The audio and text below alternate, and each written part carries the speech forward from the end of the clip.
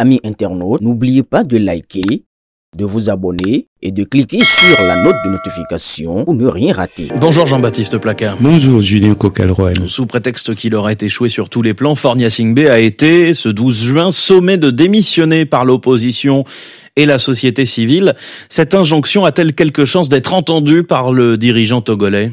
Ce serait un miracle, mais comment reprocher à un peuple qui ne croit plus au pouvoir du bulletin de vote d'espérer un signe du ciel ? De la possibilité d'éconduire Faure Gnassingbé par les urnes, les Togolais depuis longtemps ont fait leur deuil. Ils ne savent pas perdre. Après tout, la réforme constitutionnelle contre laquelle protestaient les jeunes arrêtés la semaine dernière visait à perpétuer son bail aux commandes du Togo en s'épargnant les accusations de mandat sans nombre. Ce serait véritablement un miracle si, après toutes ces contorsions, il démissionnait à la suite d'une simple injonction d'opposants. Tout comme il serait illusoire d'espérer le voir abandonné par fierté à cause de l'allusion faite à son bilan peu glorieux. Manque de légitimité, carence de la gouvernance, échec sur le plan économique, incapacité à offrir un modèle exemplaire aux jeunes générations. Le tableau dépeint par le professeur David Dosset pour exiger sa démission est accablant. S'accrocher au pouvoir avec un tel bilan, corroboré en plus par certains membres de son propre camp, relève des motivations impénétrables.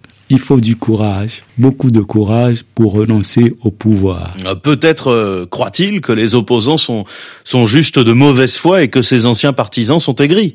Au-delà des opposants et des déçus de son propre camp, Faure Gnassingbé a un problème plus grave qui est sous les yeux de tous, les performances plutôt étincelantes des pays voisins.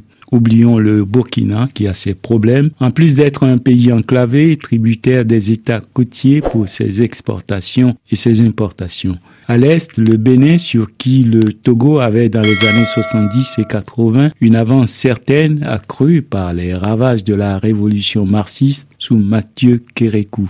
Même les lycéens et collégiens béninois préféraient à l'époque aller terminer leurs études secondaires au Togo ou même plus loin. Après la conférence nationale de 1990, le pays s'est relevé progressivement. Mais ces 9 dernières années, le Bénin s'est construit avec méthode, dans une modernité qui s'étend à tout le territoire national, pas seulement à Cotonou et Porto Novo.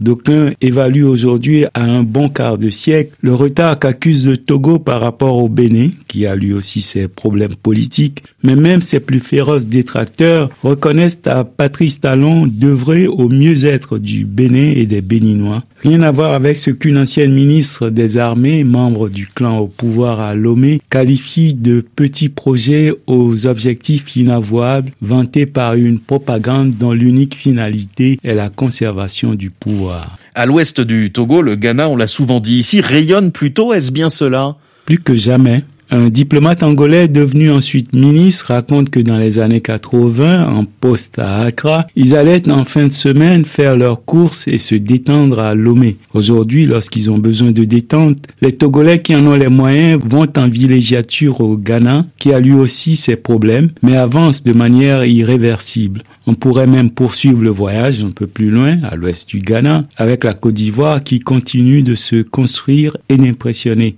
Il se trouve que les Togolais visitent ces États voisins et n'ont donc nullement besoin de mauvaise foi pour constater que leur Togo, dans ce voisinage, est d'une anormalité d'autant plus triste que Faure Gnassingbé, arrivé au pouvoir à moins de 40 ans, aurait dû brûler plus que tous d'envie de très bien faire. S'accrocher au pouvoir n'est tolérable que si on s'applique au moins à faire le bonheur de son peuple. Mais toute boulimie de longévité au pouvoir qui se nourrit du mépris de ceux dont on accapare ainsi le destin est, au regard de l'histoire, doublement coupable. Jean-Baptiste Placard, merci beaucoup.